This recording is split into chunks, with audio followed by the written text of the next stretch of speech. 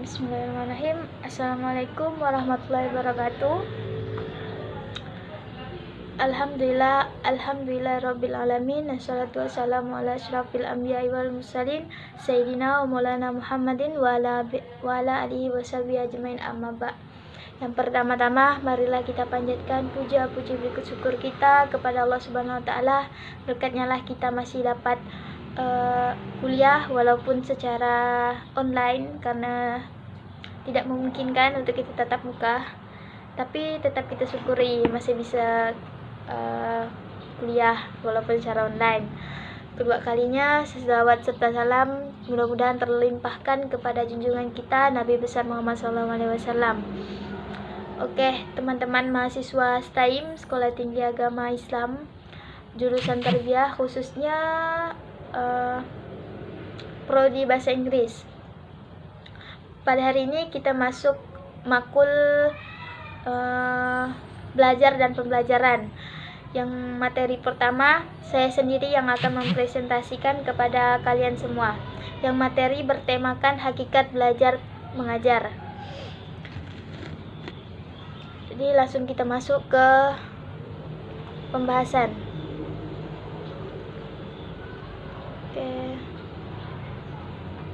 Pengertian hakikat belajar mengajar. Kegiatan belajar mengajar adalah suatu kondisi dengan sengaja diciptakan. Gurulah yang menciptakannya guna membelajar anak didik. Guru yang mengajar anak didik yang belajar. Berpaduan dari kedua unsur manusiawi ini lahirlah interaksi edukatif dengan memanfaatkan bahan sebagai mediumnya. Di sana semua komponen pengajaran diperankan secara optimal guna mencapai tujuan pengajaran dilaksanakan. Dalam kegiatan belajar mengajar, anak adalah sebagai subjek dan sebagai objek dari kegiatan pengajaran. Tujuan pengajaran akan tercapai bila anak didik berusaha aktif untuk mencapainya. Keaktifannya tidak hanya dituntut dari segi fisik, tapi juga kejiwaannya. Bila fisik saja yang aktif, kemungkinan besar tujuan pembelajaran tidak tercapai. Sumantri dan Permana menyatakan mengajar adalah kegiatan penyampaian pesan berupa pengetahuan, keterampilan, dan penanaman sikap-sikap. Tentu dari guru kepada peserta didik. Prakajoni merumuskan pengertian mengajar sebagai pencipta suatu sistem lingkungan yang memungkinkan terjadinya proses belajar. Sistem lingkungan dalam proses belajar akan saling mempengaruhi atau komponen seperti tujuan instruksional yang ingin dicapai, guru dan peserta didik yang memainkan peranan senada dalam hubungan sosial tertentu. Materi yang diajarkan, bentuk kegiatan dilaksanakan, serta sarana dan prasarana belajar mengajar yang tersedia. Mengajar merupakan kegiatan mutlak yang memerlukan keterlibatan individu anak didik. Karena itu, belajar mengajar merupakan istilah yang sudah baku dan menyatu di dalam konsep pengajaran. Guru yang mengajar dan anak didik yang belajar adalah dui tunggal dalam perpisahan raga jiwa bersatu antara guru dan anak didik. Mengajar adalah suatu proses, yaitu mengatur mengorganisasi lingkungan di sekitar anak didik sehingga menumbuhkan dan mendorong anak didik melakukan proses belajar. Pada tahap berikutnya, mengajar adalah proses memberikan bimbingan atau bantuan kepada anak didik dalam proses belajar.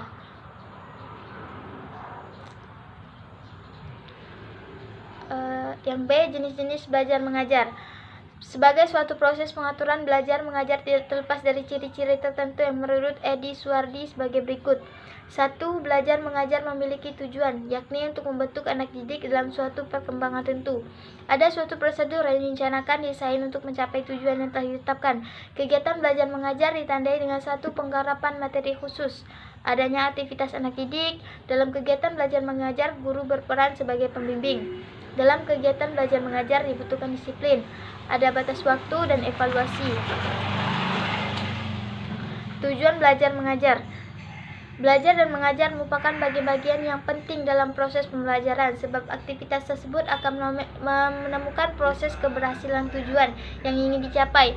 Menurut Dr. Bina Sanjaya, MPD, tujuan belajar adalah kemampuan atau kompetisi atau keterampilan yang diharapkan dapat dimiliki oleh siswa setelah mereka melakukan proses pembelajaran tertentu. Hal ini diperkuat oleh Jick and Carey. The instructional goal statement describe what each student will be able to do after they have complete instruction. Tujuan belajar ini juga bisa diistilahkan dengan indikator hasil belajar, artinya adalah apa hasil dan mengajar menurut Pupuh Faturrahman dan Muhammad Sobri. Stigno. Tujuan belajar dalam arti khusus mengacu pada kemampuan yang harus dimiliki oleh anak didik setelah mereka mempelajari bahasa tertentu dalam bidang studi tertentu dalam satu kali pertemuan. Sebelum seorang guru melakukan proses belajar mengajar, guru perlu merumuskan tujuan belajar yang harus dikuasai oleh anak didik setelah mereka selesai mengikuti pelajaran. Banyak kendala yang terjadi dalam proses belajar dan mengajar berlangsung. Umumnya, know-how para guru dan kurikulum developers sangat terbatas sehingga menimbulkan kesulitan yang tidak kecil dalam memutuskan what, who, dan is where sequence pemanfaatan, pemilihan, dan pengadaan media instruksional dalam kaitan dengan pengajian bahan. Hal di atas tentunya dapat diantisipasi dengan langkah-langkah kebijakan kepala sekolah atau supervisor atau para pemimpin yang terkait sehingga pengadaan sumber daya manusia yang ditingkatkan melalui pendidikan dan pelatihan, melalui pengadaan anggaran, serta terjalinnya keharmonisan di lingkungan akan memacu tingkat keberhasilan dalam tujuan belajar mengajar serta evaluasi akhir dari siswa.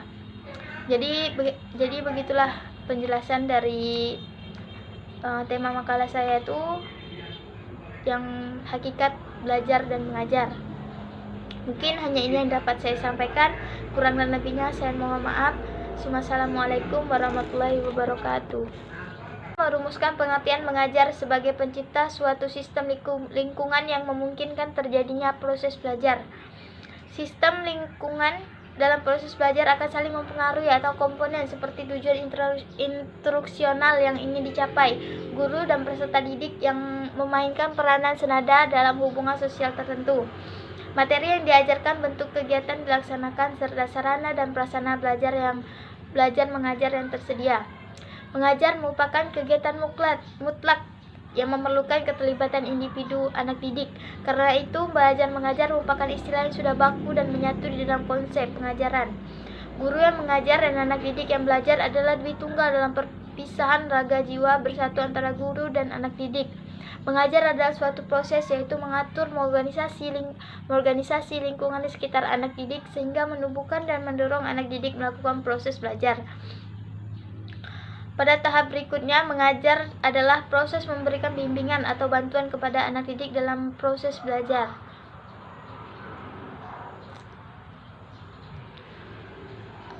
Yang B, jenis-jenis belajar mengajar. Sebagai suatu proses pengaturan belajar mengajar tidak terlepas dari ciri-ciri tertentu yang menurut Edi Suwardi sebagai berikut. 1. Belajar mengajar memiliki tujuan, yakni untuk membentuk anak didik dalam suatu perkembangan tentu. Ada suatu prosedur yang direncanakan desain untuk mencapai tujuan yang telah ditetapkan. Kegiatan belajar mengajar ditandai dengan satu penggarapan materi khusus, adanya aktivitas anak didik. Dalam kegiatan belajar mengajar, guru berperan sebagai pembimbing. Dalam kegiatan belajar mengajar dibutuhkan disiplin, ada batas waktu dan evaluasi. Tujuan belajar mengajar. Belajar dan mengajar merupakan bagian-bagian yang penting dalam proses pembelajaran, sebab aktivitas tersebut akan menemukan proses keberhasilan tujuan yang ingin dicapai. Menurut Dr. Bina Sanjaya, MPD, tujuan belajar adalah kemampuan atau kompetisi atau keterampilan yang diharapkan dapat dimiliki oleh siswa setelah mereka melakukan proses pembelajaran tertentu. Hal ini diperkuat oleh Jick and Carey. The instructional goal statement that describe what each student will be able to do after they have complete instruction. Tujuan belajar ini juga bisa diistilahkan dengan indikator hasil belajar, artinya adalah apa hasil dan mengajar menurut Pupuh Faturrahman dan Muhammad Sobri. Stigno. Tujuan belajar dalam arti khusus mengacu pada kemampuan yang harus dimiliki oleh anak didik setelah mereka mempelajari bahasa tertentu dalam bidang studi tertentu dalam satu kali pertemuan. Sebelum seorang guru melakukan proses belajar mengajar, guru perlu merumuskan tujuan belajar yang harus dikuasai oleh anak didik setelah mereka selesai mengikuti pelajaran. Banyak kendala yang terjadi dalam proses belajar dan mengajar berlangsung. Umumnya, know-how para guru dan kurikulum developers sangat terbatas sehingga menimbulkan kesulitan yang tidak kecil dalam memutuskan what, who, dan is where sequence pemanfaatan, pemilihan, dan pengadaan media instruksional dalam kaitan dengan pengajian bahan. Hal di atas tentunya dapat diantisipasi dengan langkah-langkah kebijakan kepala sekolah atau supervisor atau para pemimpin yang terkait, sehingga pengadaan sumber daya manusia yang ditingkatkan melalui pendidikan dan pelatihan, melalui pengadaan anggaran, serta terjalinnya keharmonisan di lingkungan akan memacu tingkat keberhasilan dalam tujuan belajar mengajar serta evaluasi akhir dari siswa. Jadi begitulah penjelasan dari tema makalah saya itu yang hakikat belajar dan mengajar. Mungkin hanya ini yang dapat saya sampaikan, kurang dan lebihnya saya mohon maaf. Wassalamualaikum warahmatullahi wabarakatuh.